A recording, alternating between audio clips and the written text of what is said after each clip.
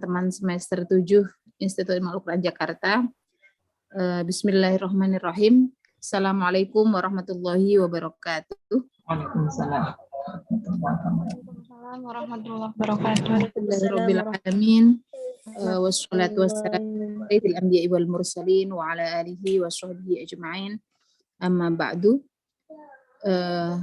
Hamdan laka ya Allah, salatan wa salaman laka ya Habiballah.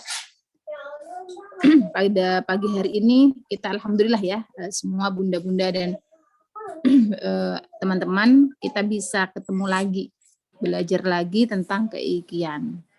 Nah, tema hari ini adalah kita melanjutkan tentang pemikiran Al-Maghfurlah Profesor Dr. Ibrahim Hussein tentang hakim perempuan dan tentang penyelesaian konflik pandangan umat terhadap pemerintah RI. Nah, mohon dicatat, diperhatikan nanti apa yang mau disampaikan oleh para dosen kita. Nah, kemudian juga teman-teman yang belum masuk tolong diminta masuk ya. Dan absensi tolong Kosma harus berbuat adil ya. Kosmanya harus atau PJ mata kuliah kalau memang tidak ada hadir tolong dicatat tidak hadir ya.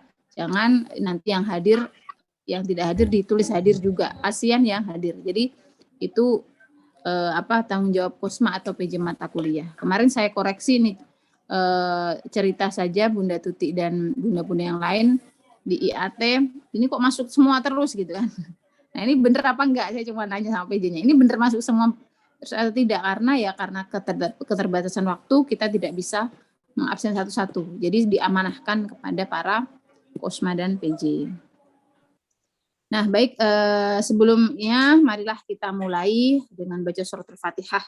Kita kirimkan kepada Rasulullah SAW, kepada para sahabat, para tabi'in, pada guru-guru kita yang sudah mendahului, orang tua kita yang sudah mendahului, khususan muassis Jami'ah Ulumul Quran Al-Maghfurlah Profesor Dr. Ibrahim Hussein, keluarga dari Pak Usman, ya. Kemudian juga seluruh ya dari yayasan semuanya yang membantu berdirinya IKI, juga untuk ibu kita yang beberapa bulan lalu meninggalkan kita, Al-Maghfurlah Profesor Dr. Haja Uzaimah Taidu Yanggung. Al-Fatihah. A'udzubillahi minasyaitonirrajim. Bismillahirrahmanirrahim. Alhamdulillahirabbil alamin, arrahmanirrahim, maliki yaumiddin. Iyyaka na'budu wa iyyaka nasta'in. Ihdinas siratal mustaqim. Siratal ladzina an'amta 'alaihim ghairil maghdubi 'alaihim waladdallin. Baik, selanjutnya untuk materi pertama Bu Utari ataukah hakim perempuan ataukah yang pandangan umat terhadap pemerintah dulu, Bu Utari? Terserah deh, ngikut aja saya sebaiknya gimana. Baik. Kalau gimana Bunda Tuti? Bunda Tuti malah masih ini. Baik. Katanya sesuai dengan urutan dulu, undang-undang dulu ya. Baik, undang-undang dulu dah. Baik. Keroyokan. Baik. Baik teman-teman, Bismillahirrahmanirrahim. Kita mulai materi pertama kita. Mungkin nanti akan dari saya dulu, mungkin bisa ditambahkan oleh Bunda Tuti atau Ibu Nur Izzah berkaitan tentang kalau undang-undang sudah ya minggu kemarin, minggu ini adalah tentang pandangan umat terhadap pemerintah. Ya, jadi bentar saya punya posisi. Nah, jadi pemerintah ini apa sih masalahnya gitu ya? Ini udah siap semua kan kuliah ya? Insya Allah udah siap, alhamdulillah sudah bertambah. Nah, ada apa sih masalahnya apa dengan pemerintah Republik Indonesia itu masalahnya apa? Nah, itu bisa kita lihat dari dulu tentang ini adalah kajian temanya adalah tentang kenegaraan atau daulah bentuk-bentuk negara. Kalau kita sekarang ada mengenal kita ingin membangun khilafah, ya membangun sebuah negara keislaman. Nah, itu kaitannya dengan itu. Bagaimana dengan pemerintah Republik Indonesia ini. Nah, jadi itu masalahnya di situ. Jadi apakah kita ini sudah masuk negara Islam atau tidak? Nah, ini kan banyak konflik di situ. Kajian-kajian para tokoh itu di situ, apalagi yang ulama-ulama. Nah, ini gimana ini kita negara kita bukan negara Islam atau kita dalam hal ini kita posisinya di mana? Nah, kita lihat dulu tentang bagaimana hukum mendirikan negara Islam. Nah, hukum mendirikan negara Islam. Ya. Nah, sekarang coba teman-teman bisa adalah satu pertanyaan pertama ini kalau bisa diskusi, kalau waktunya panjang bisa diskusi, tapi pancingan saja. Indonesia ini negara Islam bukan? Nah, itu pertanyaan pertama. Nah, apakah Indonesia masuk ke dalam kategori negara Islam karena mayoritas penduduknya Islam gitu ya? Nah, itu kunci yang ingin saya tanyakan. Coba dijawab masing-masing oleh teman-teman. Nah, bagaimana hukum mendirikan agama Islam itu sendiri? Itu ada beberapa pendapat ulama. Ya, yang pertama adalah dari Ahlus Sunnah wal Jamaah. Ya, Ahlus Sunnah wal Jamaah. Pendapatnya apa?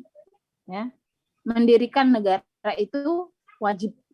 Iqamatud daulah itu fardu kifayah.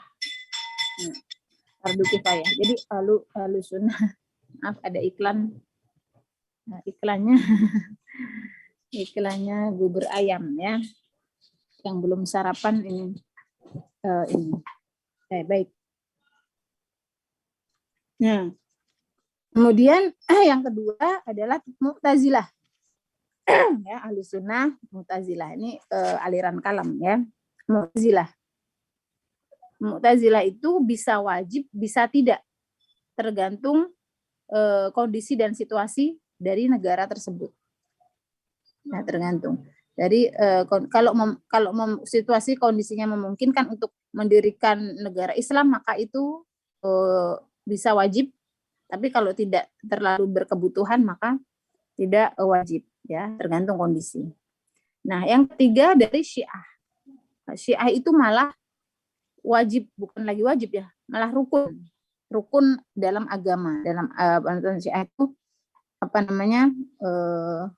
menjadi rukun ya, rukun Syiah itu menjadi rukun agama. Jadi mendirikan negara tadi ada 3 Ahlus Sunnah itu mendirikan negara itu fardu kifayah, Mu'tazilah itu tergantung kondisi, kalau Syiah malah rukun agama. Ya, rukun itu harus berarti ya. Kalau nggak ada agamanya berarti tidak sempurna. Ya, tidak sempurna. Nah, itu tentang tema pertama ya. Nanti mungkin penjelasannya bisa bisa kita tambahkan. Nah, kemudian selanjutnya ya, macam-macam negara ya, macam-macam negara ya, menurut kajian fikih siasah ya, menurut kajian fikih siasah. Nah, itu kalau macamnya ada yang pertama Darul Islam, yaitu pemerintah Islam.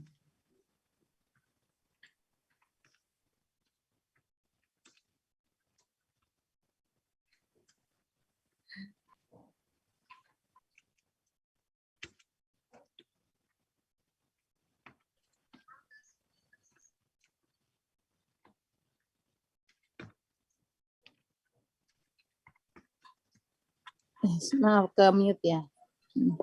Nah, Darul Islam. Nah, Darul Islam itu apa? Yang dikatakan kategori pertama Darul Islam ya, macam-macam negara. Ada Darul Islam.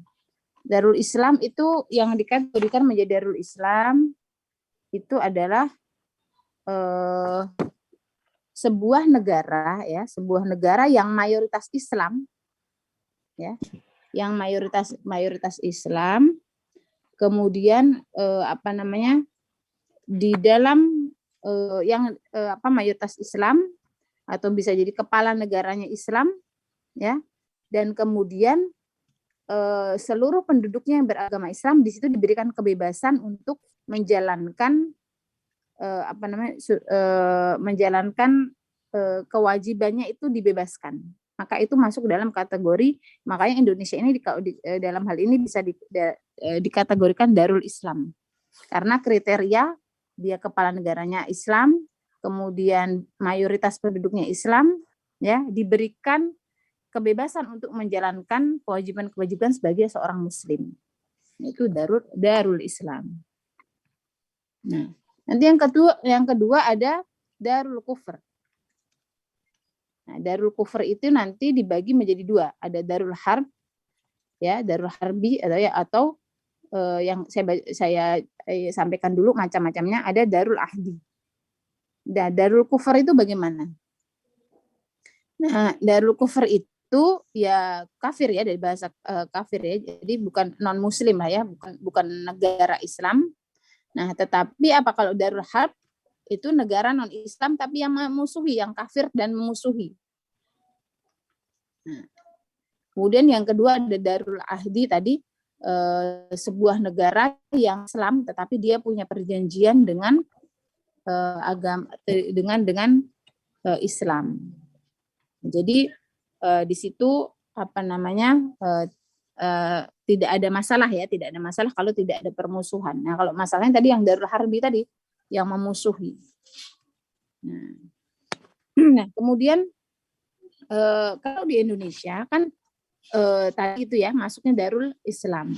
Nah, kemudian untuk pemerintahannya bagaimana? Nah, pemerintahannya adalah Pak Ibrahim Al-Maghfurlah itu mengambil dari ayat ya, An-Nisa ayat 59, ini semua insya Allah udah hafal. Ya ayyuhalladzina amanu ati'ullaha wa ati'ur rasul wa ulil amri minkum. Ya.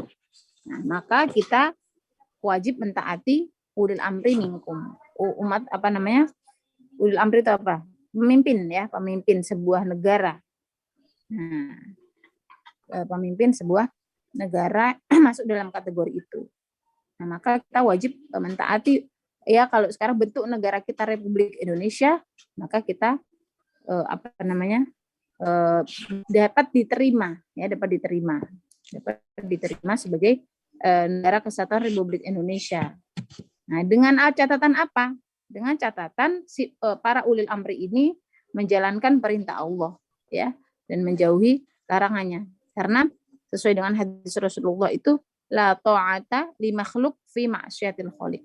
Jadi kita sebagai umat Islam tidak boleh taat kepada makhluk ketika makhluk itu bermaksiat kepada Allah ya. Tidak mentaati Allah. Ya, walaupun tadi ada ayat yang tadi An-Nisa tadi ayat 5 kita harus taat kepada Allah, pada Rasul, pada ulil amri, tetapi dengan pengecualian bahwa ulil amri di situ tidak bermaksiat kepada Allah. Nah, mungkin itu saja pengantar dari saya. Kami serahkan waktu kepada para dosen yang lain. Kami persilahkan Bunda Nur Izzah atau Bunda Tuti untuk memberikan penambahan penjelasan. Terima kasih.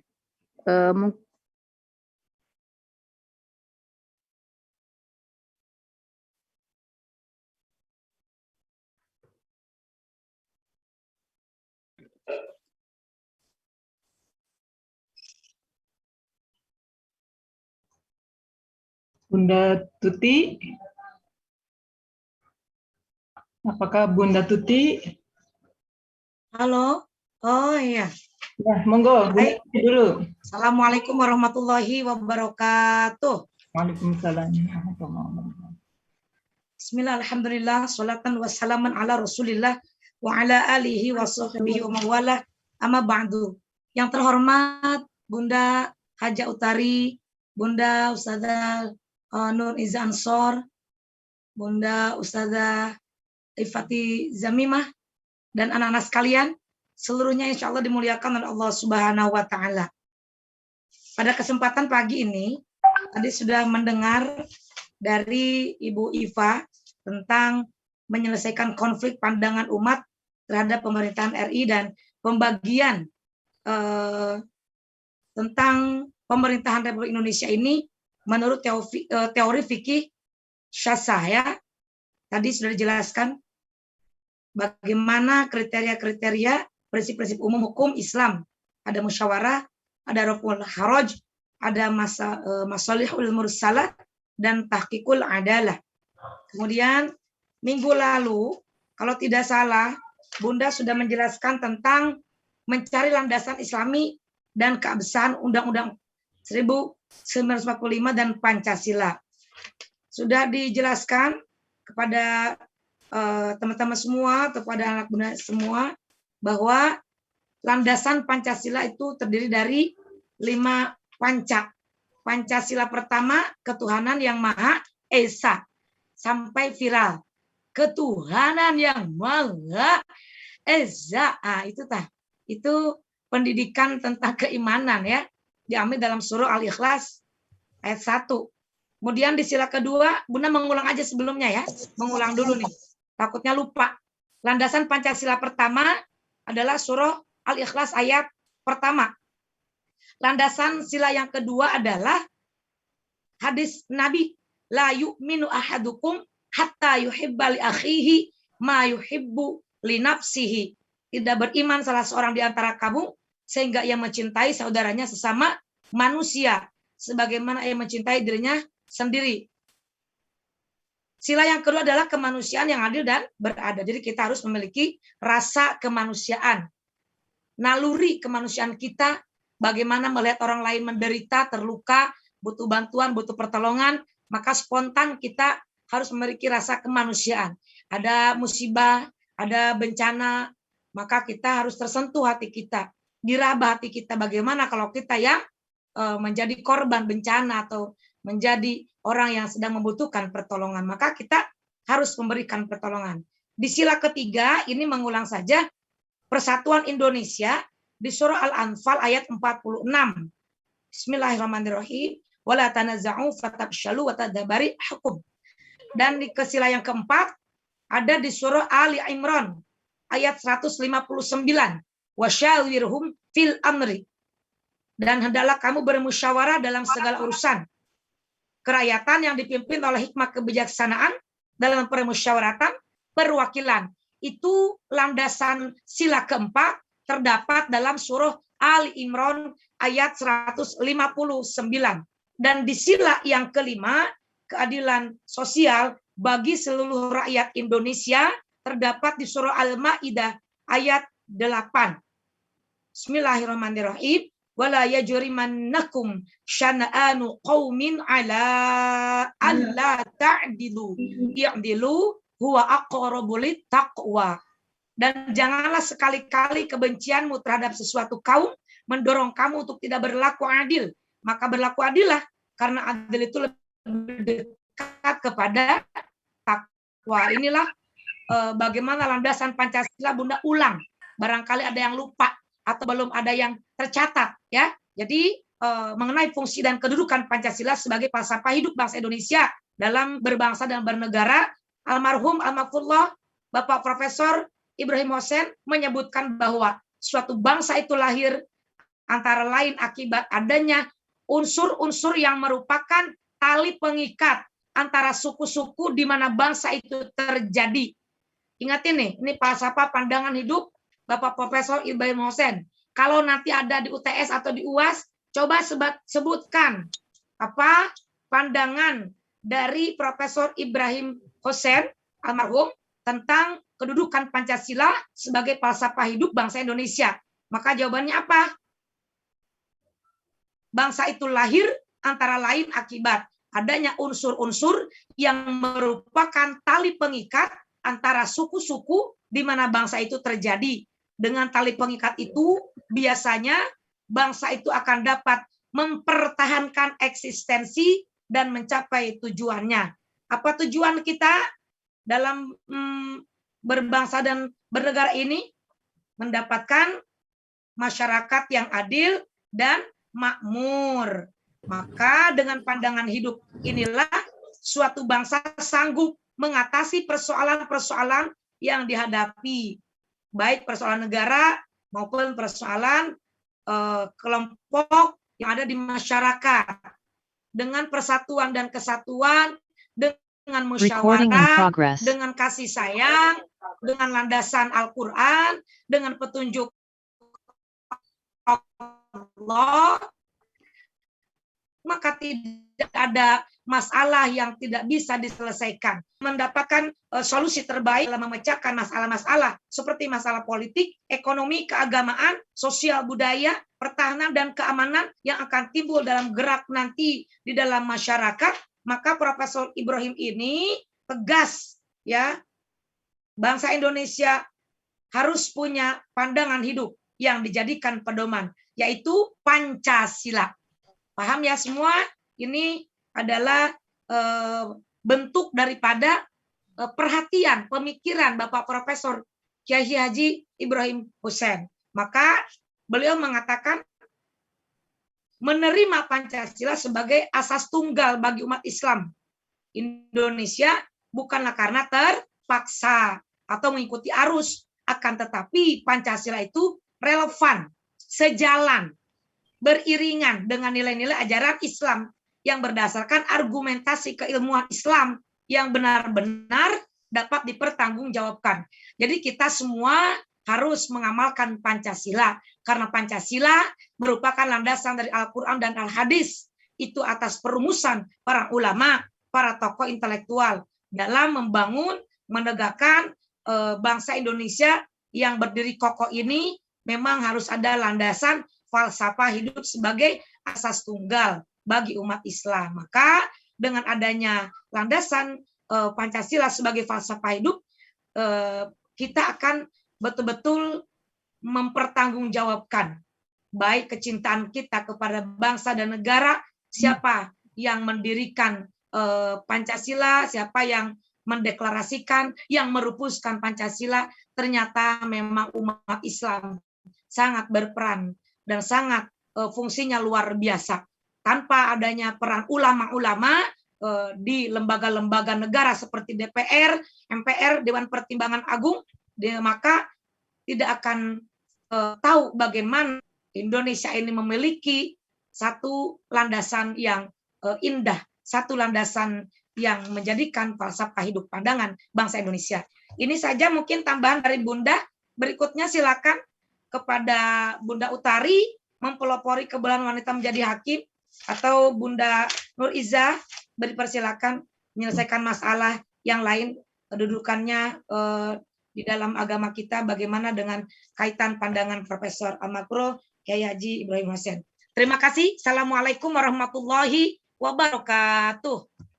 Waalaikumsalam warahmatullahi wabarakatuh. Terima kasih Ibunda Tuti. Ya, mungkin Ibunda Utari, saya dulu ya. Saya ingin menambahkan sedikit tentang pandangan umat terhadap pemerintah RI ya. Ya. Baik, Assalamualaikum warahmatullahi wabarakatuh. Waalaikumsalam warahmatullahi wabarakatuh. Yang kami hormati, sama-sama kami hormati senior kita Ibunda Utari, kemudian Ibunda Tuti dan Ibunda Ifati Zamimah, dan kawan-kawan mahasiswi IIKI ya. Saya sebut teman-teman atau kawan-kawan karena sebentar lagi kalian akan menjadi alumni, jadi sama dengan kami ya. Ya, oke.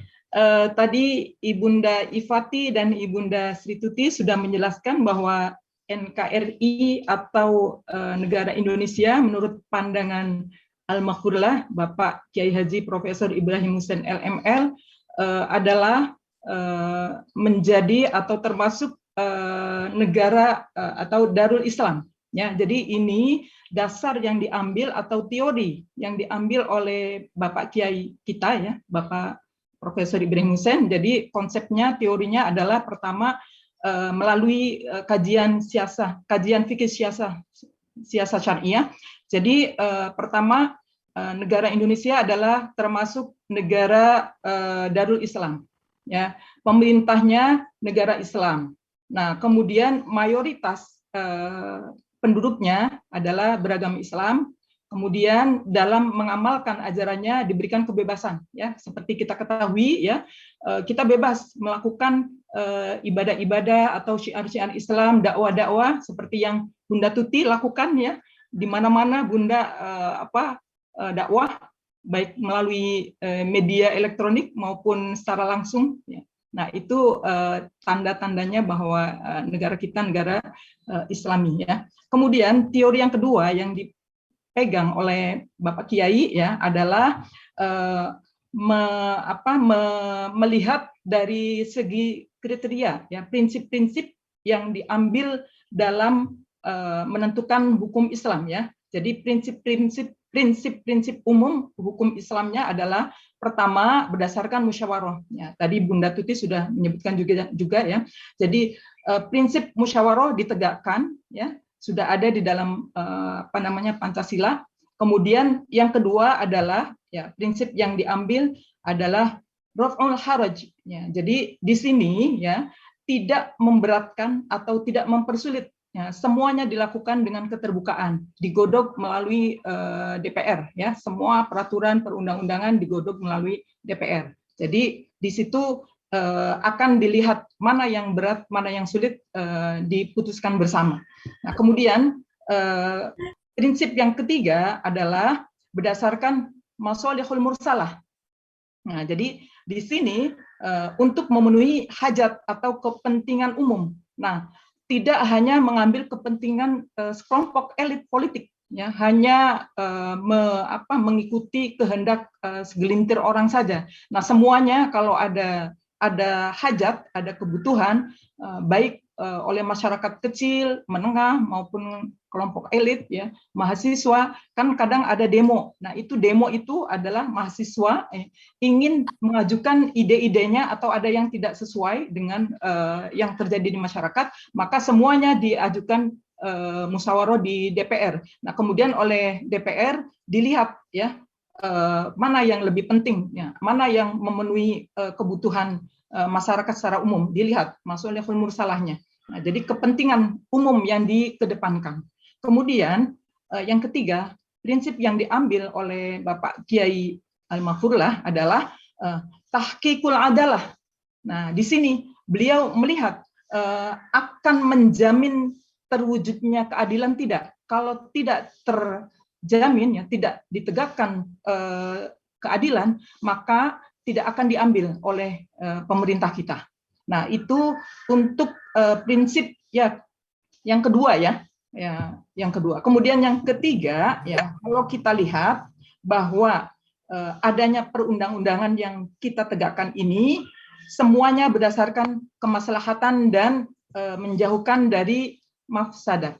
Ya, ini di maqasidus syariah ya, jadi ditegakkan. Nah, ini dasar ya tiga kategori tersebut. Kemudian Pak Kiai ya, Pak Kiai Ibrahim Hussein mengambil juga pandangan Ibnu Aqil ya, dalam ungkapannya ya, Ibnu Aqil mengatakan bahwa as-siyasatu maka nafi'lan yakunu ma'ahun nas aqraba ila sholahi wa ab'ada 'anil fasadi wa illam yad'hu rasulu wala nazala bihi wahyun. Nah, jadi kata Ibnu Aqil ya, beliau mengatakan ya as-siyasatu ya, perundang-undangan ya, atau peraturan yang Islami adalah perundang-undangan atau peraturan yang secara faktual lebih mendekatkan kepada manusia ya, aqraba ila sholahi ya, jadi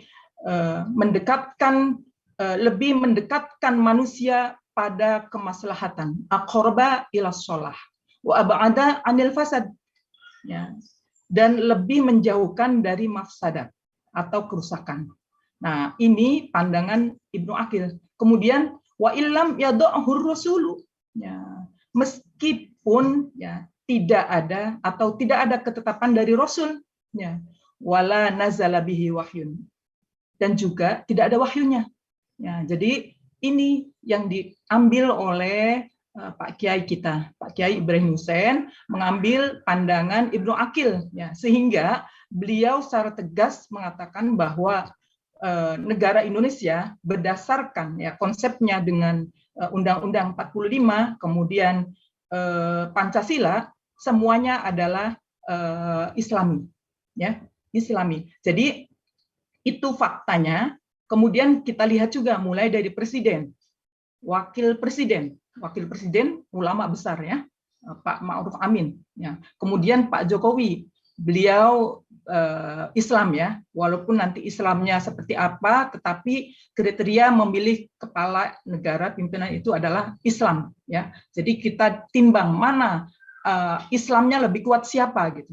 Jadi kalau saya analisa pemilihan presiden kemarin, karena antara Jokowi kemudian Pak Ma'ruf Amin ini membulatkan Islamnya atau ruhnya dari Pak Ma'ruf Amin ya, dibanding yang satunya gitu. Kalau yang satunya memang untuk kalangan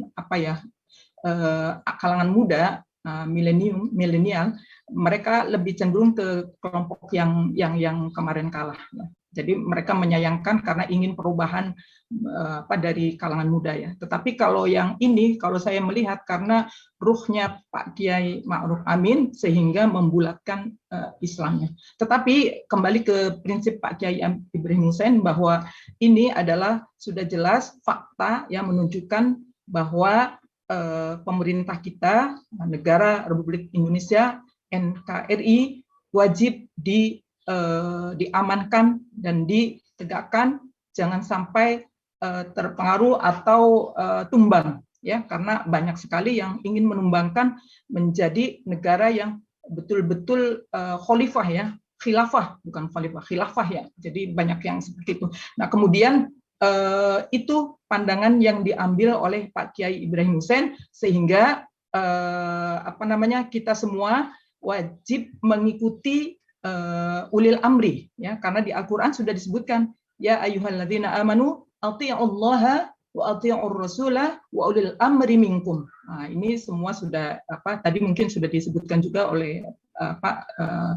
para ustazah, para ibunda tadi ya. Jadi di sini ati Allah ya, kita diwajibkan untuk mentaati Allah, wa ati'ur rasul, dan taat kepada Rasul, wa ulil amri minkum. Nah, di sini maksud wa ulil amri itu adalah tidak hanya kepada pimpinan atas saja, presiden saja, tetapi termasuk mulai dari RT ya, ketua RT, ketua RW, kemudian camat, lurah, kemudian bupati ya, wali kota kan bupati, gubernur, dan akhirnya terus sampai ke presiden. Nah, itu termasuk kategori ulil amri minkum. Jadi kita wajib menaati mereka semuanya.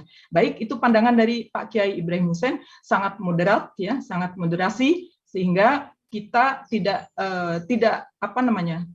ragu atau tidak lagi mungkin bagi yang ingin mengikuti pandangan khilafah pasti tidak akan setuju, tapi ini faktanya ya, bukti dari ayat Qur'annya dan tadi instrumen atau kaidah yang digunakan oleh Pak Kiai Ibrahim Hussein. Baik, mungkin itu saja.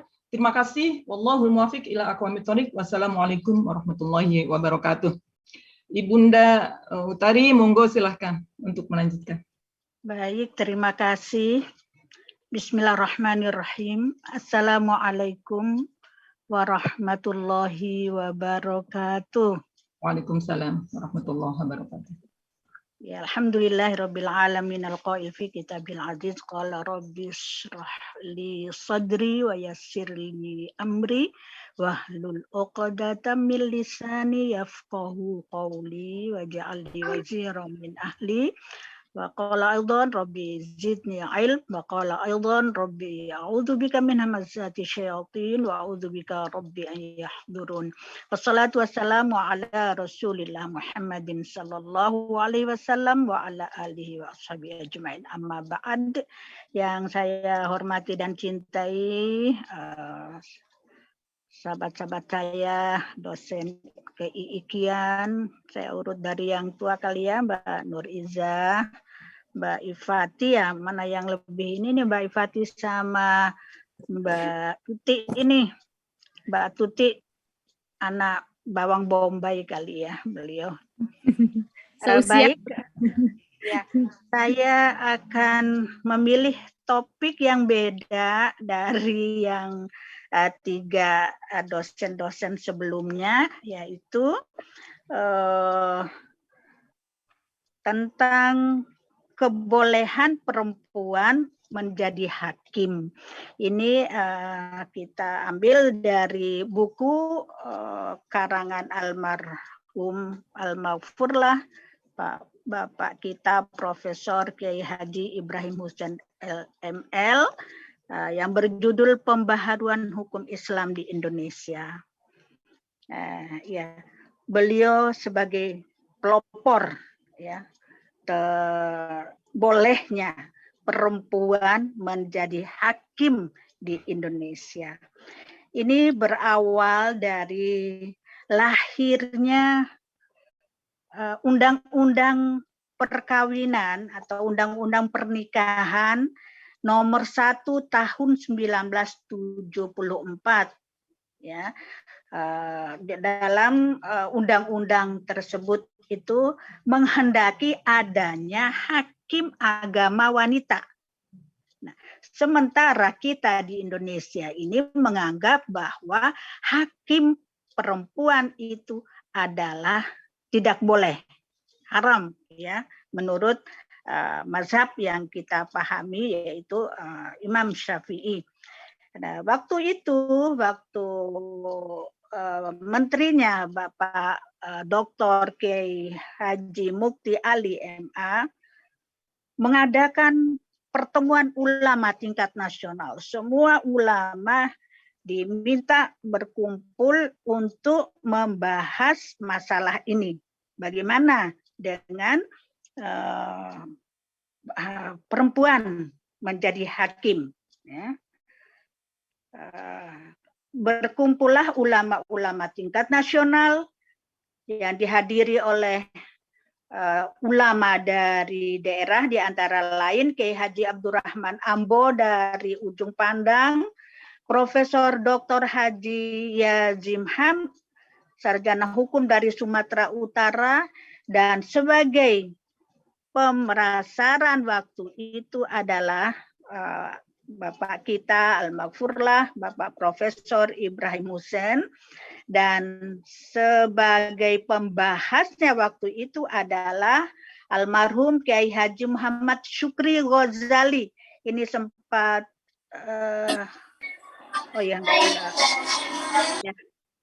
dan Kiai Haji Ahmad Sofan dari Jawa Tengah. Nah, saat inilah, pada kesempatan inilah Kiai kita, Bapak Profesor Al-Maghfurullah, Pak Ibrahim Husain menyampaikan pandangannya bahwa wanita itu boleh menjadi hakim agama dalam masalah perdata. Ya. Sebagaimana pandangan mazhab Hanafi, nanti akan diuraikan pandangan mazhab ini. Kemudian Ibrahim Husain, ya. Pada kesempatan itu, Bapak kita Ibrahim Husain telah berhasil melakukan terobosan baru, ya, yang selama ini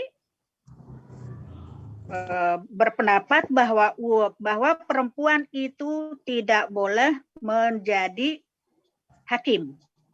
Nah, saat itu Bapak kita Al-Maghfurullah menyampaikan tentang ya, perempuan menjadi hakim, boleh menjadi hakim.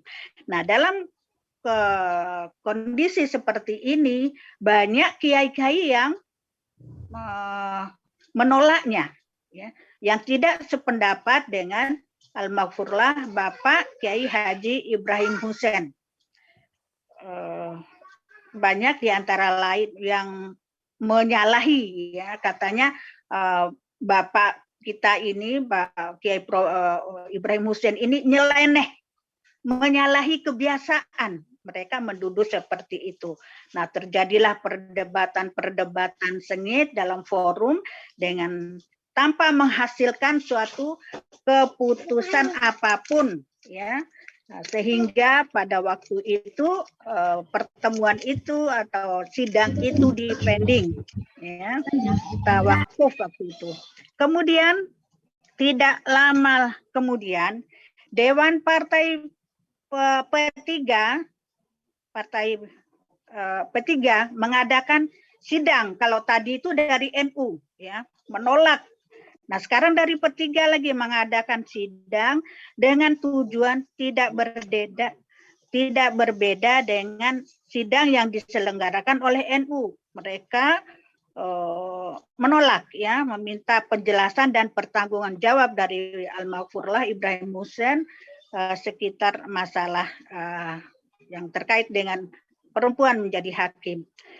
Dan saat itu juga hadir Wakil Rais Am PBNU waktu itu Kiai Haji Muhammad Dahlan almarhum dan Ketua Pertimbangan Partai Kiai Haji Masykur.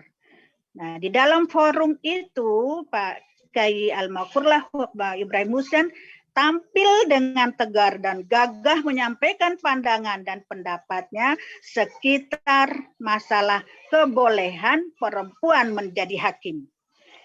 Nah, dalam situasi seperti itu, Pak Bapak kita diserang habis, ya, diserang habis-habisan oleh tokoh NU dari Jawa Timur, Kiai Haji Mahrus Ali almarhum, pengasuh Pondok Pesantren Lirwoyo Kediri. Begitu gencarnya serangan dari Kiai Haji Mahrus Ali, ya, sehingga orang-orang yang tadinya selalu sependapat dan mendukung Al-Maghfurlah Kiai Haji Ibrahim Hussein berbalik, tidak mendukung lagi, ya, berbalik tidak mendukung Al-Maghfurlah Kiai Haji Ibrahim Hussein. Dan di antara mereka itu ialah Profesor Kiai Haji Zainal Abidin Fikri, ya. Dalam forum itu Kiai Haji Mahrus Ali mengatakan kepada Al-Maghfurlah Ibrahim Hussein, apakah Ibrahim Hussein nanti berani bertanggung jawab di akhirat? Ditanyakan seperti itu dan suasana menjadi panas, suasana sidang waktu itu begitu gentingnya, maka sidang pun akhirnya diskor. Nah, kesempatan sidang diskor ini dimanfaatkan oleh Bapak Al-Maghfurlah Kiai Haji Ibrahim Hussein mencari-cari celah gitu, ya, yang beliau mendekati Pak Kiai Haji Mahrus Ali, ulama Jawa Timur yang waktu itu amat disegani, dengan penampilan seorang ulama yang tawadu. Bapak Al-Maghfurlah Ibrahim Hussein menyampaikan kepada Kiai Haji Mahrus Ali bahwa Bapak Al-Maghfurlah ini dulu belajar di Al-Azhar Kairo, Mesir, terlebih dahulu belajar di beberapa pesantren terkenal di Jawa, yang salah satu di antaranya adalah pesantren Buntet Cirebon. Nah, Kiai, saya di Buntet belajar saya di Buntet belajar langsung atau tatap muka dengan Al-Mukarram Kiai Haji Abbas. Nah, dengan demikian yang disampaikan oleh Al-Maghfurlah Ibrahim Hussein, ya. Begitu mendengar nama Kiai Abbas, maka Kiai Haji Mahrus Ali tadi itu mengatakan, Kiai Abbas itu ulama besar, paman saya. Dan Al-Maghfurlah Ibrahim Hussein pun dipeluknya erat-erat dengan penuh kehangatan dan kemesraan. Mbak Malaikat Jibril memeluk Nabi ketika menyampaikan wahyu. Ajib, ajaib, aneh memang. Tetapi itulah kenyataan yang terjadi. Ketika disebutkan Kiai Abbas itu ulama besar, itu tempatnya beliau berdua ini belajar, luluhlah hati Kiai Mahrus Ali tadi. Nah, kemudian sidang pun dimulai lagi. Tentu suasananya sudah beda, ya, beda banget. Tadinya suasana yang panas, sekarang berbeda. Di dalam sidang itu Kiai Haji Mahrus Ali mengatakan kepada peserta sidang bahwa sidang telah selesai dan bisa menerima pandangan Bapak Ibrahim Hussein yang memperbolehkan perempuan menjadi hakim. hakim.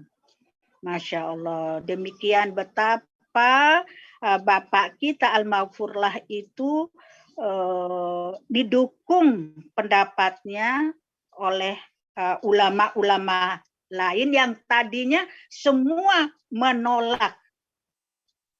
Tadi semua menolak, akhirnya mendukung.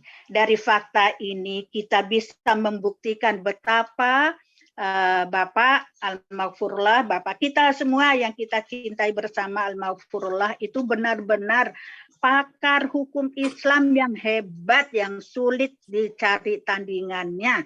Ya. Beliau bukan saja menguasai permasalahan hukum, akan tetapi juga menguasai medan dan strategi bagaimana seharusnya bertindak dan mengambil sikap untuk menggolkan ide-ide pembahasannya, seperti tadi menghadapi ulama-ulama besar yang sangat menentangnya. Ya. Kemudian begitulah mulai saat itu bahwa perempuan dibolehkan menjadi hakim. Tidak saja dibolehkan menjadi hakim, menjadi presiden, menjadi menteri, menjadi anggota DPR, menjadi pimpinan perusahaan, menjadi pimpinan menjadi usahawan, politisi, pekerja sosial dan lain sebagainya. Ya. Nah, itu berkat kegigihan dan perjuangan daripada Al-Maghfurlah Bapak Kiai Haji Ibrahim Hussein. Dan sedikit kita membahas mengenai masalah khilafiyah yang terjadi terkait dengan hakim perempuan. Ya.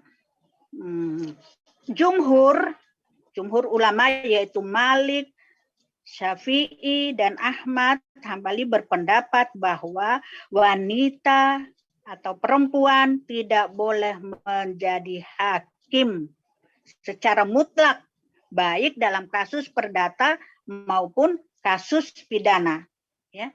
Tetapi Imam Hanafi berpendapat bahwa wanita atau perempuan, saya biasanya menyebut perempuan karena ya ada perbedaan antara perempuan dan wanita, lama pembahasannya ya. Boleh menjadi hakim dalam kasus perdata, ya. Tidak dalam kasus pidana.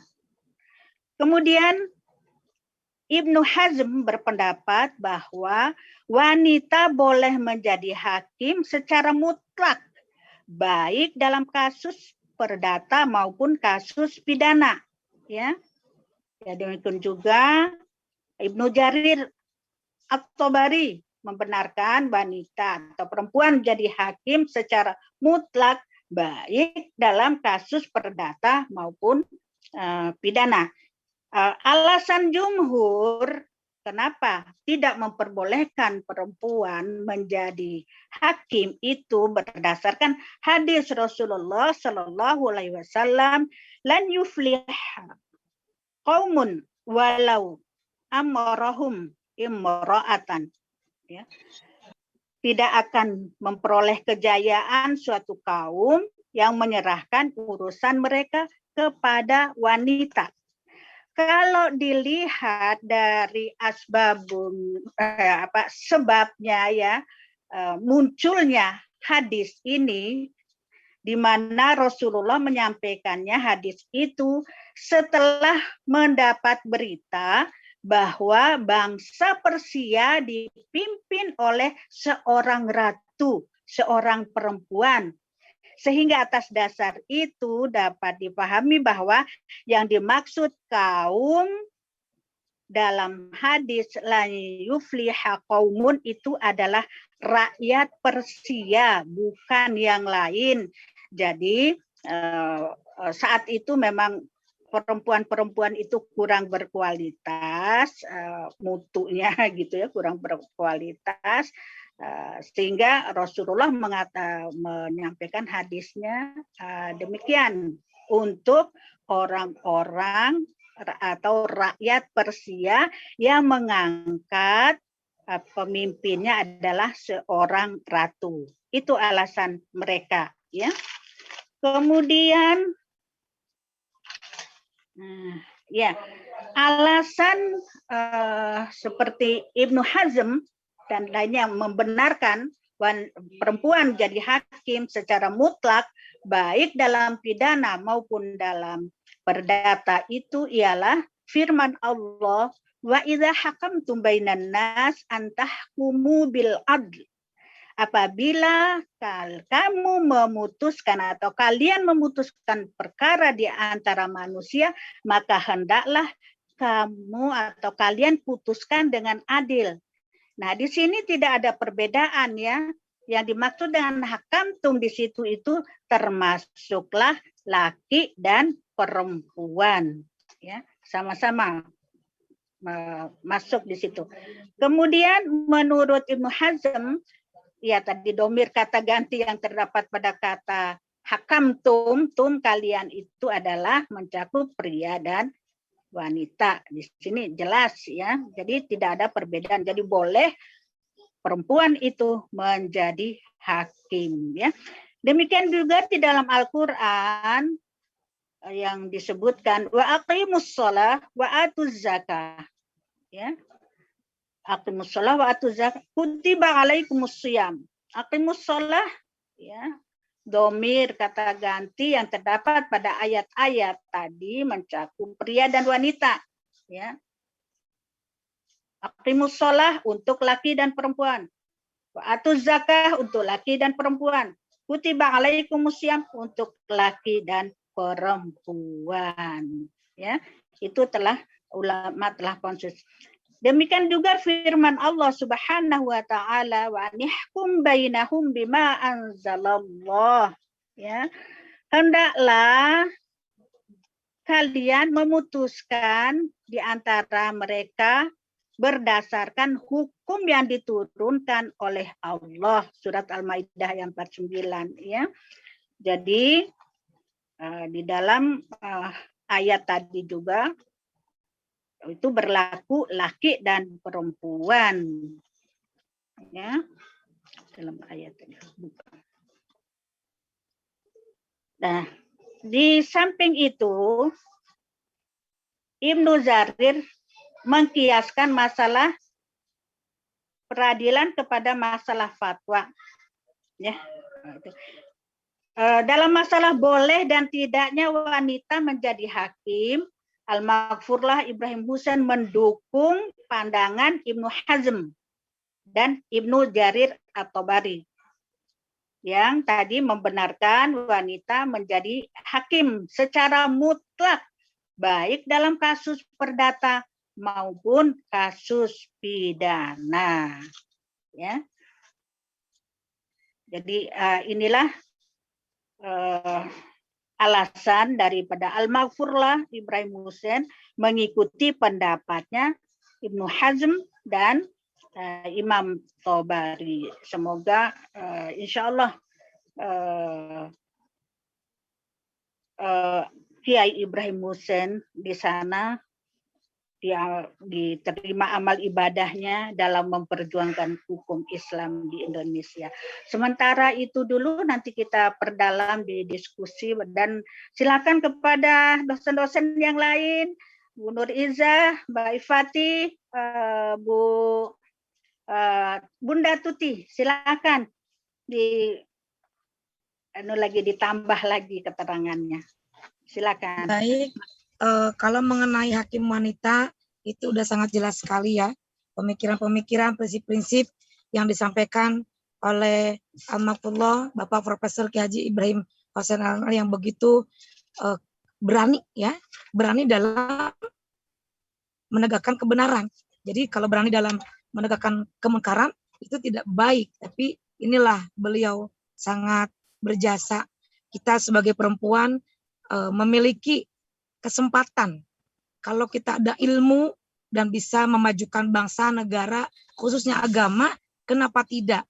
Maka almarhum ini sangat cinta ya, apapun perempuan itu diutamakan, wanita itu diutamakan, dimuliakan. Sampai ke hakim pun membelanya, ya Allah diserang, dihujat, sampai diskor berapa kali dalam permusyawaratan.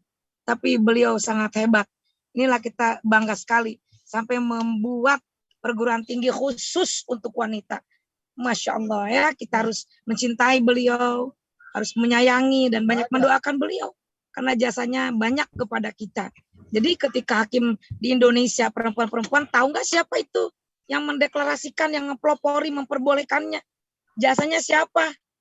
Inilah almarhum Profesor Kiai Haji Ibrahim Mohsen. Masih ada waktu, Bunda?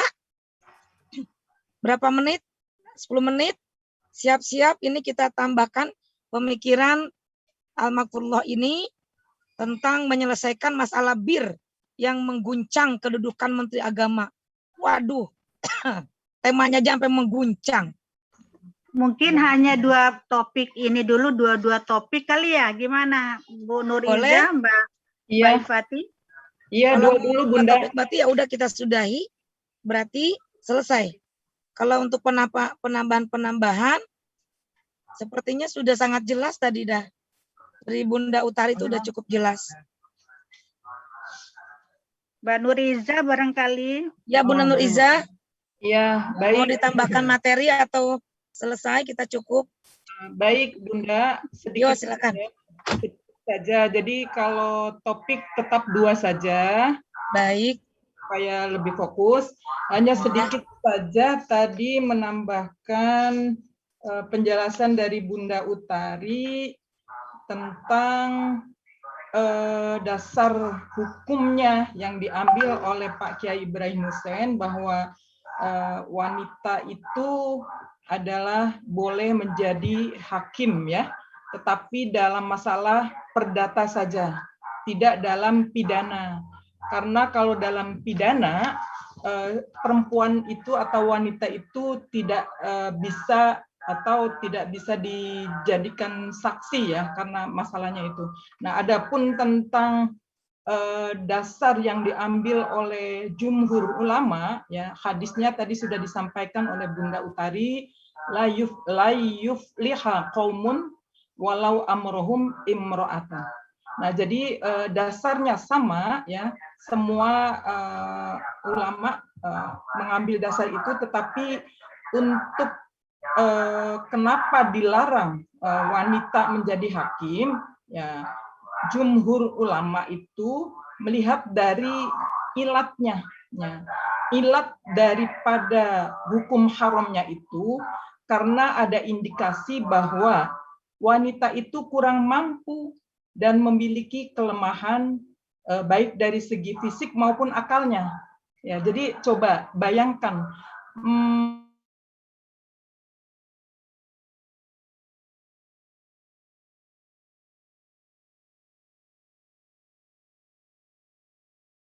dahulu gitu, sehingga tidak sah menjadi hakim. Nah, itu ilatnya yang diambil oleh jumhur ulama, sehingga argumentasi yang di atas itu adalah ya ilatnya disebut ilat mustambatoh ya. Jadi karena tidak ada disebutkan di situ, maka harus digali gitu, digali lebih jauh. Nah, itu alasan ilat yang diambil oleh jumhur ulama. Adapun untuk alasan Abu Hanifah ya, dasarnya sama, menggunakan hadis tersebut ya, sama dengan yang dijadikan oleh jumhur ulama ya, alasannya sama. Kemudian pandangan Abu Hanifah juga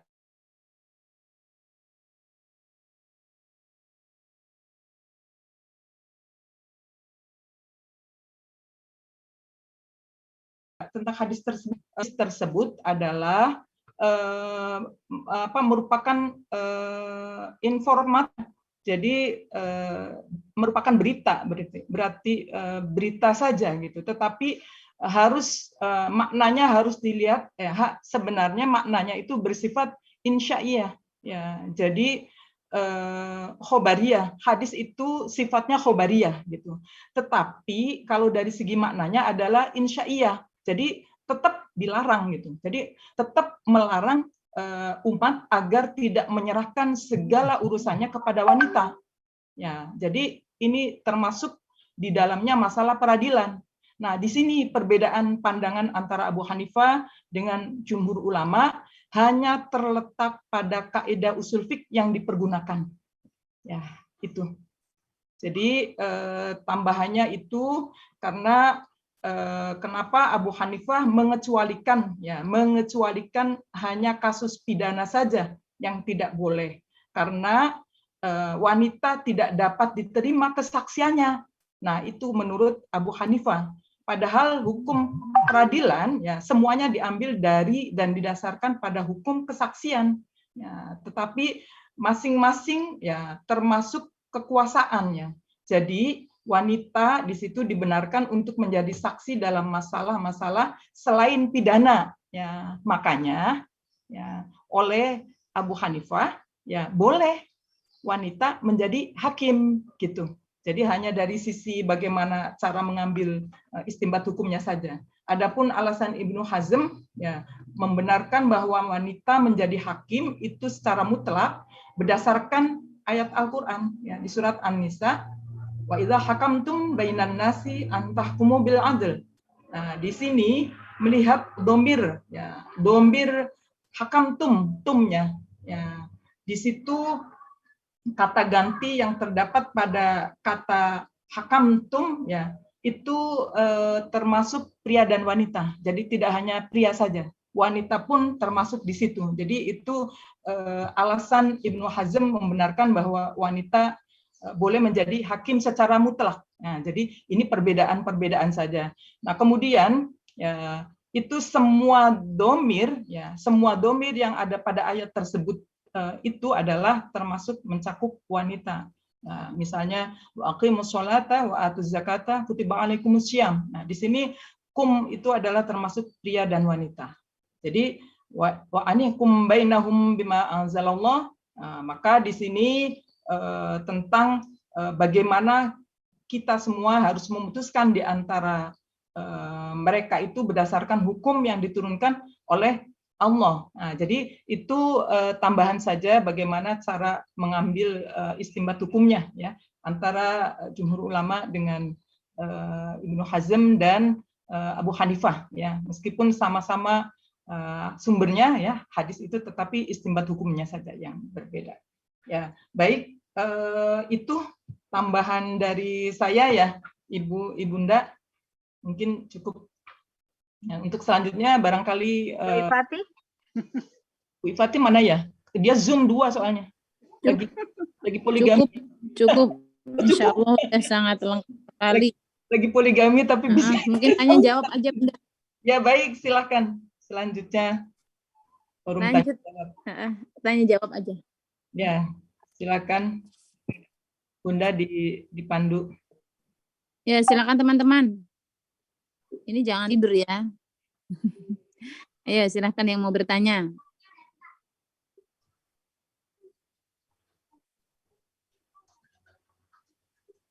Insya Allah, alhamdulillah ya. Ini banyak 341. Ayo, Kak Jazil nanya. Siapa lagi? Oh ya, ini tadi direkam nggak ya? Tadi Pak Nasihin nanya saya, baru saya buka chat. Direkam, Bu. Oh, sudah ya. Sampun, Bu, sudah. Aman. Baik. Monggo Rizda barangkali, Rizda. Siapa ini yang kelihatan dari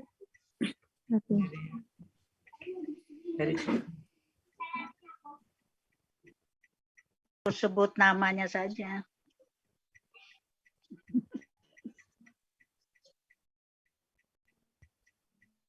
Itu Bu, yang off cam itu Bu. Atau mungkin paham semua ini. Karena ini kan Ini kalau diam tuh ada dua kemungkinan.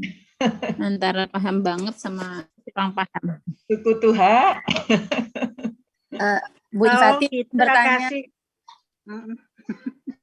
Iya, ada yang mau bertanya tuh. Sebetulnya ini kan tadi Ibu izin, saya Siti Lumatun Nuzul Asroriyah dari KPI. Saya izin bertanya, sebetulnya agak melenceng, cuma ini kan tentang perempuan, Ibu.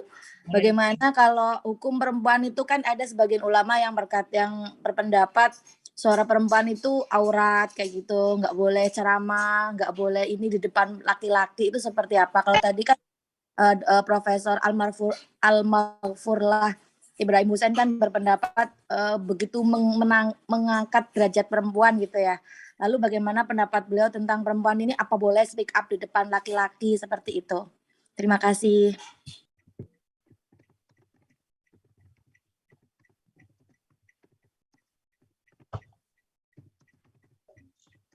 Mau menjawab?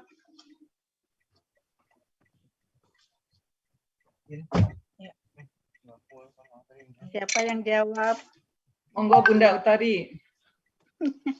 Bismillahirrahmanirrahim. Allahumma sholli ala sayyidina Muhammad wa ala ali sayyidina Muhammad. Menanggapi apa yang ditanyakan oleh mahasiswi kita tadi, bahwa mungkin tidak jauh dari ini juga ya, kebolehan wanita menjadi hakim ini ya. Ya, ada yang berpendapat bahwa wanita itu adalah aurat dan lain sebagainya. Itu kan tidak semua jumhur ya, tidak semua ulama mengatakan demikian. Jadi saya terus terang tidak menguasai ulama-ulama mana yang tidak memperbolehkan dan ulama-ulama mana yang membolehkan.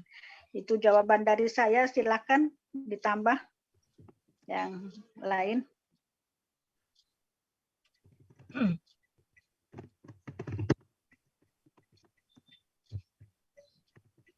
Baik, oke, saya tambahkan ya. Kalau kita berbicara tentang aurat itu kan anggota tubuh yang tidak boleh diperlihatkan kepada selain muhrim. Nah, sekarang suara itu termasuk anggota tubuh atau bukan? Manusia itu bicara, berkomunikasi sejak bangun tidur sampai tidur lagi.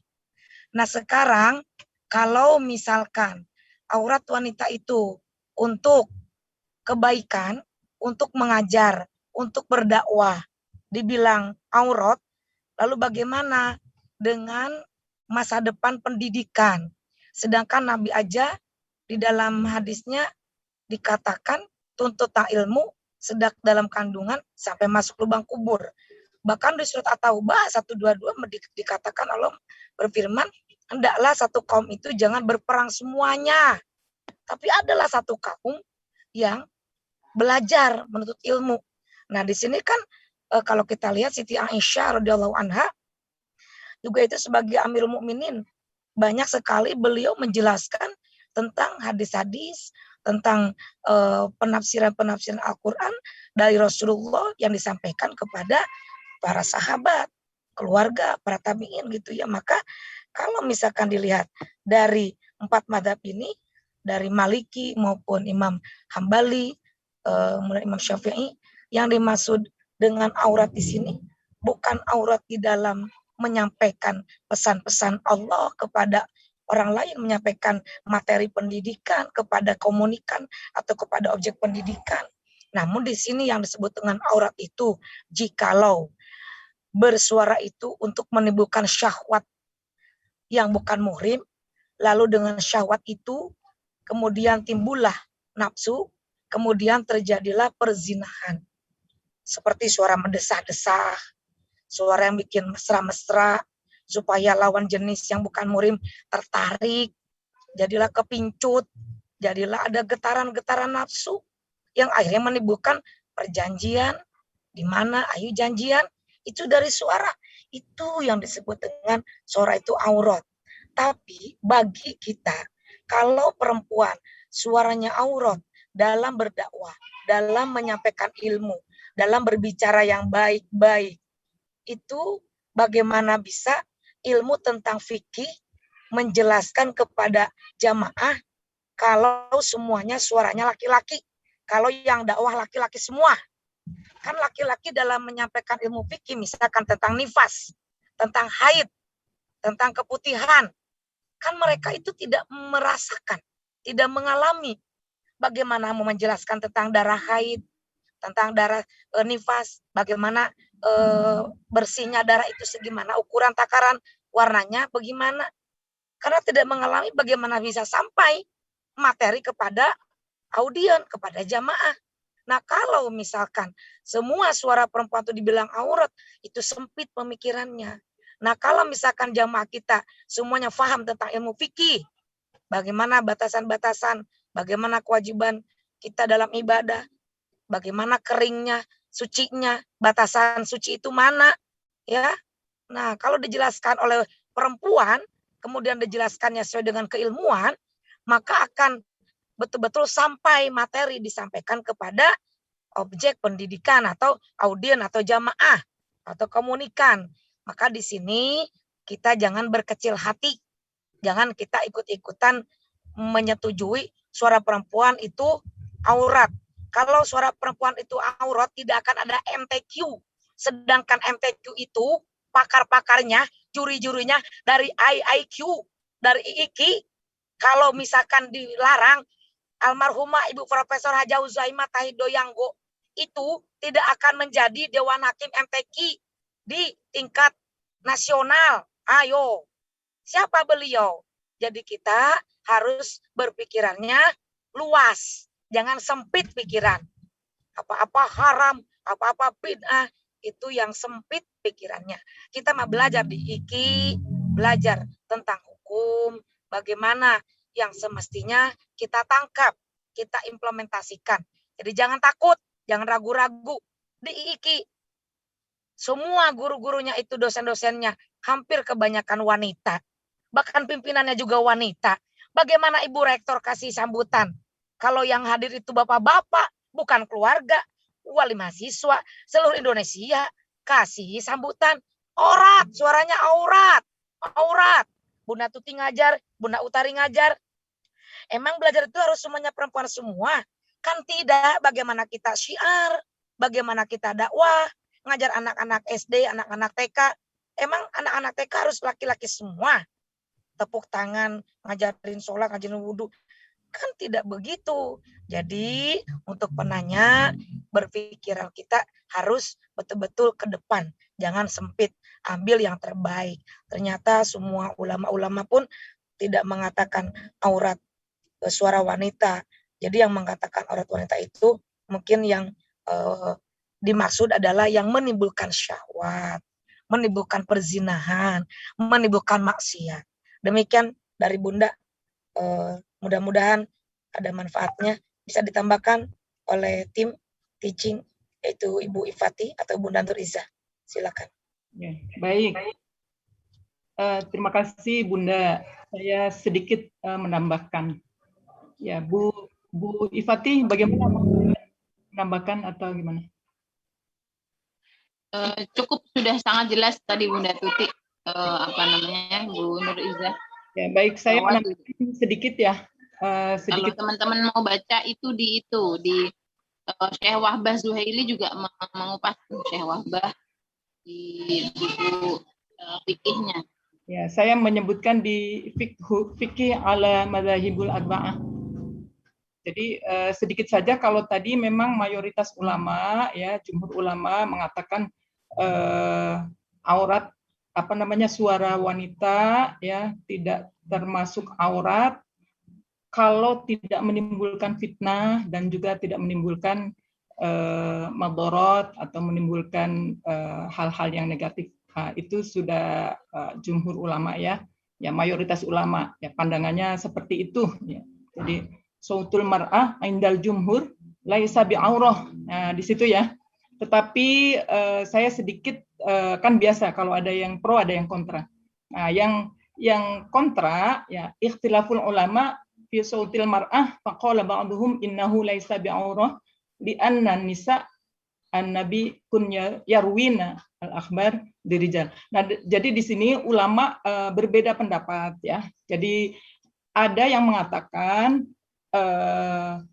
tidak boleh atau haram dasarnya karena melihat di surat An-Nur ya ayat 31, di situ kan ada lafaz yang berbunyi bahwa Allah melarang laki-laki untuk mendengarkan suara gemerincing gelang kaki perempuan. Nah, itu dasarnya, dasar nasnya ya.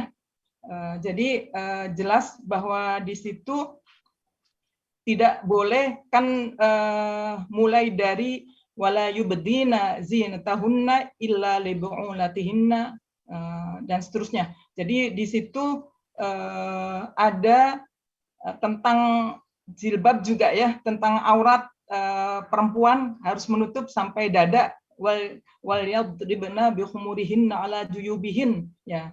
Dari situ kemudian tidak bolehnya janganlah mereka menghentakkan kakinya agar diketahui perhiasannya, ya. Karena dengan membunyikan gelang gemerincing seperti zaman dahulu, zamannya sahabat, zamannya Rasul, ya. Jadi para perempuan itu kalau sore-sore, ya, sore-sore cuci mata ke kebun korma, ya. Jadi di situ menampakkan wanita cantik, ya. Kalau sekarang mungkin mejeng gitu, ya. Nah, di situ pakai gelang kaki supaya mengundang perhatian kepada pihak lawan jenis. Makanya di situ kata Rasul supaya ada membedakan antara wanita yang merdeka dengan yang budak. Maka untuk wanita merdeka, ya, di situ agar menutup jilbab kerudungnya sampai wal yadribna bi khumurihinna ala juyubihin, ya, sampai dadanya gitu, ya. Jadi kemarin sudah disampaikan ya oleh tim kita, ya. Nah, jadi di situ keharamannya dari situ. Jadi ikhtilafnya karena melihat nas di sini, ya. Jadi Allah melarang laki-laki untuk mendengarkan suara gemerincing gelang kaki perempuan. Nah, kalau perempuannya pakai gelang kaki maka akan menimbulkan syahwat bagi lawan jenis gitu. Nah, jadi di sini keharuman suara perempuan tentu lebih daripada keharuman mendengarkan suara gemerincing perhiasannya itu gelang kakinya. Jadi di situ ahli fikih menggolongkan hukumnya adalah makruh, ya, makruh, memakruhkan, ya. Jadi untuk perempuan azan seorang perempuan pun makanya di situ tidak boleh, ya, tidak boleh. Karena apa? Azan itu membutuhkan suara yang keras, ya. Sementara perempuan dilarang mengeraskan suaranya. Nah, jadi di sini. Tetapi kalau ini kan kelompok, ya, biasa ikhtilaf, ya. Jadi perempuan di sini diharamkan bernyanyi dengan suara keras bila terdengar oleh laki-laki bukan mahramnya, itu sama saja nyanyi diiringi dengan alat musik atau tidak diiringi alat musik. Keharaman itu bertambah pula jika nyanyian seorang perempuan itu mengandung unsur yang dapat mengobarkan syahwat. Nah, jadi intinya itu. Alasannya kalau dapat mengakibatkan menimbulkan syahwat, ya, seperti dia akan akan mengejar-ngejar supaya mendapatkan cintanya tadi orang yang suaranya bagus, kemudian dia akan merindu, ya, dan sebagainya. Jadi dia akan menimbulkan maksiat. Nah, jadi itu intinya, sehingga haram, ya, hukumnya. Tetapi kalau niatnya untuk dakwah, ya, tidak untuk maksiat, maka oleh jumhur ulama dibolehkan. Nah, jadi itu saja tambahannya Bu Ifati, ya, karena biasa ada yang pro, ada yang kontra, ya, para ulama. Baik, mungkin itu, terima kasih. Ya, 6 menit lagi, jam 11. Sampai jam berapa kita belajarnya? Bu Ifati. Sampai jam berapa, Bu? Sampai jam 11, Bunda. Masih ada. Boleh silahkan yang mau bertanya satu lagi. 6 menit lagi, ya. Ya. 6 menit lagi, ya. Bunda beli keripik pisang, makannya, maaf ya, di kameranya. Sambil makan keripik. Monggo, silahkan, Bunda. Ya Allah, enak banget ada tuh keripik pisang.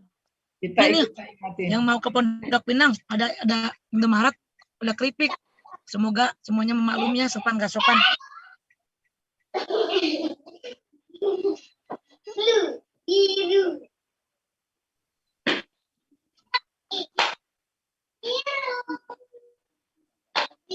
Ya, teman-teman. Sudah cukup. Coba yang dari Tarbiyah dong yang nanya. Nah, Bunda Tuti nih, muridnya Bunda Tuti mana?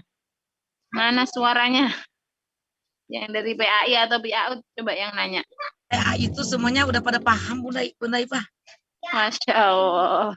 Karena udah jelas, gamblang. Sama dengan dosennya. Dengan restunya. Jadinya kayaknya udah muka-mukanya udah muka-muka paham itu, Bun. Muka-muka anak solehah. Min. Syariah, Suludin juga semuanya sama. Wajah-wajah yang sudah paham. Kalau nggak ada, ditutup aja, tinggal 4 menit lagi. Saya handphonenya, laptopnya udah tinggal 0. Apa enggak? Ngajar dari pagi. Yuk, tutup yuk. Yuk, Ya. gimana semuanya? Tutup aja ya. Ya, Bu. Tutup aja, Bun. Baik, silakan yang memulai, dia yang mengakhiri.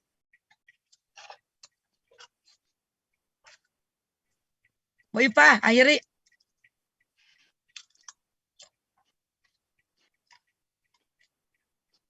Baik, bunda-bunda yang saya hormati dan teman-teman, insya Allah pertemuan hari ini adalah kita mendapatkan ilmu yang baru, mendapat pengetahuan baru, semoga bermanfaat dan mendapatkan keberkahan dari Allah Subhanahu Wa Taala. Kita akhiri pertemuan hari ini, insya Allah ketemu lagi Kamis depan ya. Jadi kita UTS-nya kita terus saja kuliah aja terus. Nah nanti terakhir baru UAS. Nah, karena UTS sudah dibagi sesuai dengan prodi masing-masing. Nah, kita akhiri perkuliahan hari ini. Insya Allah ketemu lagi minggu depan. Semoga Bunda semua sehat. Semoga Pak Kiai Munif juga, walaupun tidak masuk dalam kelas ini, tapi tetap mendoakan kita semua. Semoga juga beliau sehat. Teman-teman juga sehat semua. Kita akhiri membaca hamdalah dan tutup majelis. Alhamdulillahirabbil alamin. Alhamdulillahirrahmanirrahim. Asyhadu an la ilaha illa anta astaghfiruka wa atubu ilaik. Selamat lagi melanjutkan mengajarnya lagi, dan juga bunda-bunda selamat melanjutkan aktivitasnya. Terima kasih banyak. Terima kasih semuanya. Terima kasih semuanya, Nak. Ya Allah. Sehat-sehat semua ya. Sehat-sehat semua. Amin. Terima Sehat semua. Banyak Ibu. Panjang umur. Amin, ketemu lagi Kamis. Recording stopped. Ya Allah.